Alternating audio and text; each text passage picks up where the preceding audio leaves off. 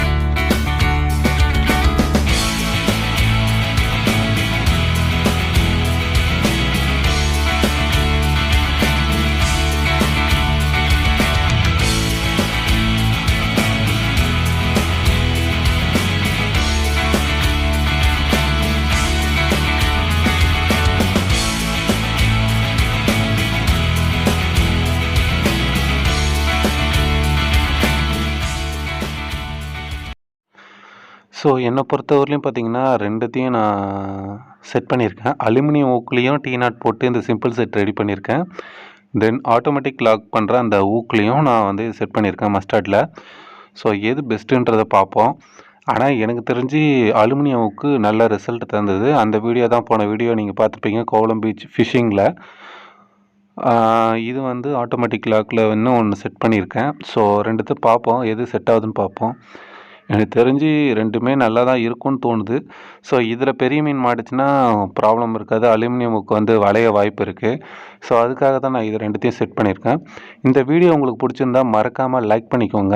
ஏதாவது சஜஷன்னா கமெண்ட் பண்ணுங்கள் ஃப்ரெண்ட்ஸ். மறக்காமல் சப்ஸ்கிரைப் பண்ணிவிட்டு பாருங்கள். இந்த ரிசல்ட் வீடியோ வந்து பார்த்தீங்கன்னா அலுமினியம் ஊக்கோடது. ஸோ இந்த அலுமினியம் ஊக்கோட ரிசல்ட் வந்து நல்லா இருக்குது. அதுக்கப்புறம் நம்ம ஒரு பெரிய மீன் மாட்டுச்சுன்னா இதில் எப்படியும் வளைய வாய்ப்பு இருக்குது. ஸோ அதுக்காக தான் நான் அந்த ஊக்கு செட் பண்ணியிருக்கேன். சேம் சினாரியோவில் செட் பண்ணியிருக்கேன். ஸோ அதையும் நெக்ஸ்ட் வீக் நாங்கள் ஃபிஷிங் போகலான்னு இருக்கோம். ஸோ அதில் பார்த்துட்டு அதோட ரிசல்ட் வீடியோவும் போடுறேன் ஃப்ரெண்ட்ஸ். ஸோ நெக்ஸ்ட் வீடியோவில் பார்க்கலாம். பாய்.